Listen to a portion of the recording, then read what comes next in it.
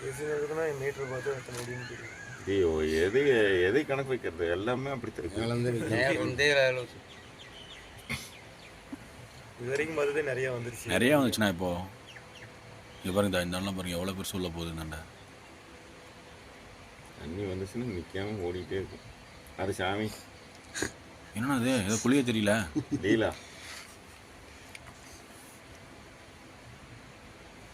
சரியான அடியில அந்த கல் நிற்கிது. மோட்டர் வந்துச்சு, அது தப்பி சரி பரவாயில்ல. ஓர் எங்கே இருக்குது, அங்கே இருக்குது, ஓர் அங்கே இருக்குது. இதெல்லாம் இந்தாண்ட அவ்வளோ தூரம் காணும். மோட்டர் ஏதாவது நல்ல நேரத்தில் வந்துடுது. மோட்ரு ஆனால் மாட்டுச்சுண்ணா ஒரு டைமு. அவர் திரும்ப கொஞ்சம் இது பண்ணி ஏதோ வெளில வந்துருச்சாண்ணா. 2-3 டைம் மேலே சிக்கிடுது. சிக்கி தான் மேலே வெளியே எடுத்தாரு. கீழே விட்டாலுங்க அப்புறம் ஏக்கா ஓட்டுங்க அடிச்சா. என்னன்னா காணும், ஏதோ கிணறு வந்த மாதிரி இருக்குது. கிணறு காணும்.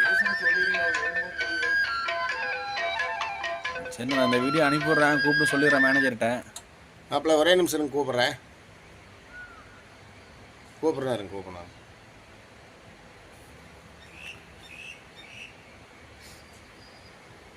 தள்ளி விடணும் அந்தாண்ட போகுது. இங்கே பாருங்க, இங்கே போய் நிற்கிது.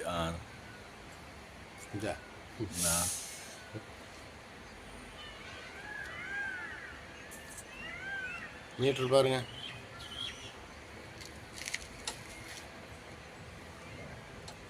இதில் என்னென்ன மீட்டர் பார்க்குறது மேலேதே அப்படி தானே இருக்குது.